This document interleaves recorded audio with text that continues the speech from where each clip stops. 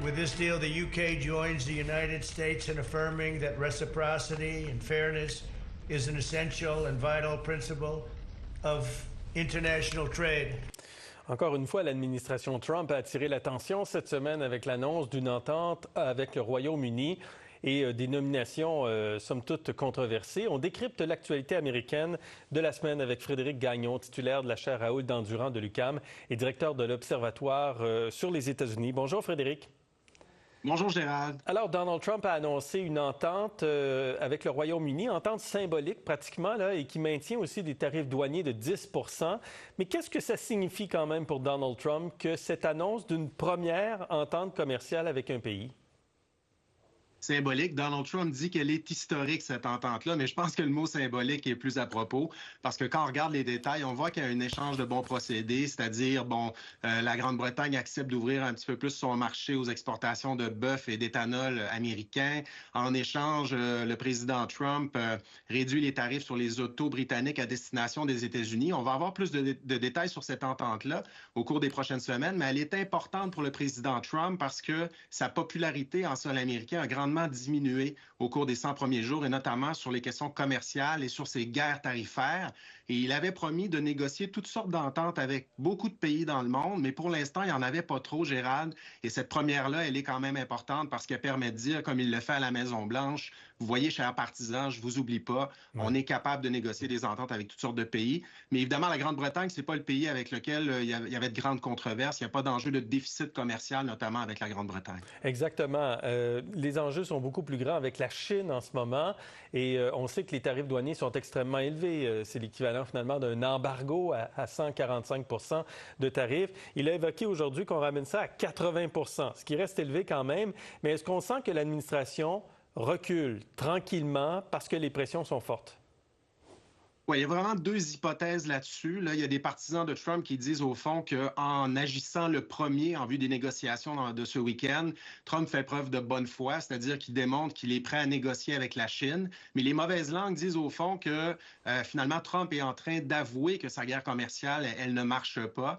Donc, il décide de diminuer tout de suite ses menaces finalement avant même de négocier, alors qu'habituellement, il utilise cette pression-là pour obtenir toutes sortes de négociations de la part de ses interlocuteurs. Donc, on va voir ce qui se passe en fin de semaine. Le secrétaire au Trésor, Scott Bessent, est responsable de la délégation qui va négocier avec la Chine. On ne s'attend pas, évidemment, à ce que tout débloque en fin de semaine. Il y a vraiment de gros enjeux dans cette négociation-là. Le vol de propriété intellectuelle. Il y a aussi la question du fentanyl, les subventions de la Chine aux entreprises en Chine qui permettent de réduire le coût des exportations chinoises vers les États-Unis. C'est beaucoup plus épineux qu'avec la Grande-Bretagne, mais en tout cas, il y a un début de négociation. Et je dirais qu'il y en a un début de négociation parce que Trump commence à sentir la pression en sol américain. Il y a des gens qui disent qu'il n'y a plus beaucoup d'activité dans les ports en raison de la réduction des exportations chinoises vers les États-Unis. Il y a des gens qui s'inquiètent du fait qu'il n'y aura peut-être plus de produits sur les tablettes des magasins grande surface d'ici Noël. Donc, on sent une pression à l'interne aussi qui force Trump à mettre un petit peu d'eau dans son vin. Le port de Los Angeles, notamment, qui est très, très lié au commerce avec l'Asie. Parlons un peu de l'expulsion des migrants. Frédéric, on évalue la possibilité d'envoyer des migrants, d'expulser des migrants vers des pays qui sont en conflit, puis on pense à la Libye, l'Ukraine ou le Rwanda. Oui, ça suscite beaucoup de controverses, encore une fois, en sol américain. On a d'une part Trump qui veut aller vite sur l'expulsion, il veut tenir promesse auprès de ses partisans en disant « je vais expulser massivement, on va trouver des solutions ». Mais évidemment, ça va beaucoup moins vite qu'il le souhaiterait, c'est plus compliqué qu'on pense. Et là, il essaie de trouver le moyen de les renvoyer à des endroits autres que leur pays d'origine, parce qu'il y a des cours qui disent que de renvoyer les migrants non documentés vers leur pays d'origine, ça porte atteinte à leurs droits parce que leur sécurité personnelle est en jeu. Mais si on expulse ces gens-là vers la Libye, vers l'Arabie Saoudite, vers le Rwanda, leur sécurité personnelle n'est peut-être pas plus préservée finalement. Il y a des cours qui disent que ces options-là ne sont pas envisageables non plus dans le contexte. Mais bon, je pense que sur le plan politique, ce que Trump est en train de faire, c'est d'engager un bras de fer avec les cours pour pouvoir dire à ses partisans au cours des prochains mois, des prochaines années, que s'il n'a pas été capable d'aller aussi vite qu'il le souhaitait sur les questions migratoires, c'est pas de sa faute, en fait, c'est que des cours au sein des États-Unis l'ont empêché d'aller de l'avant avec ces projets-là. Et il y a un des conseillers principaux de Trump sur les questions migratoires, Stephen Miller, qui parle d'un coup d'État judiciaire en ce moment, judicial coup, pour habituer déjà les partisans de Trump à l'idée que tout ça n'est pas de sa faute finalement. Je termine avec Donald Trump qui semble avoir un penchant pour les personnalités connues de Fox News pour des postes importants.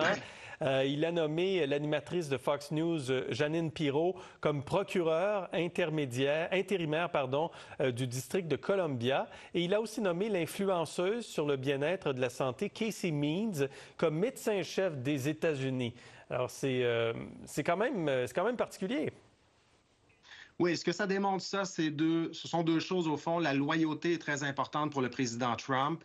Il ne connaît pas Casey Means, nous dit-il, mais Casey Means connaît très bien Robert Kennedy Jr. à la santé. Ah oui. Donc, c'est quelqu'un qui a une loyauté envers Robert Kennedy Jr. que M. Trump aime bien. Et pour ce qui est de Mme Pirro, elle l'a toujours appuyé Donald Trump. C'est une vedette de Fox News. Et au fond, Trump l'a choisie avant tout parce qu'elle lui sera probablement très loyale. Ce qui est problématique parce qu'un rôle de procureur, habituellement, on doit faire preuve d'indépendance, de ne pas être trop lié, au fond, au président. Et il l'a choisi, M. Trump, parce que la personne qui avait été choisie avant Mme Pirro, c'était Ann Martin, qui était, c'est vraiment quelqu'un de la droite dure. Et il y a des républicains au Sénat qui disaient qu'ils ne voulaient pas voter pour lui. Et pour ce qui est de Casey Means, on l'a choisi, c'est un deuxième choix parce que la personne qui était pressentie, c'était Jeanette Nesheiwat. Et pour la petite histoire, elle est dans la famille de Mike Waltz, qui vient juste d'être muté du poste de conseiller à la sécurité nationale à un autre poste. Et au fond, c'est le mouvement MAGA en sol américain qui n'aime pas Mme Nesheiwat et qui n'aimait pas M. Waltz parce qu'il les trouvait pas assez à droite. Donc, Trump se range encore plus du côté de son mouvement et de sa base sur ces affaires-là. Analyse très intéressante. Comme d'habitude, Frédéric Gagnon, merci beaucoup.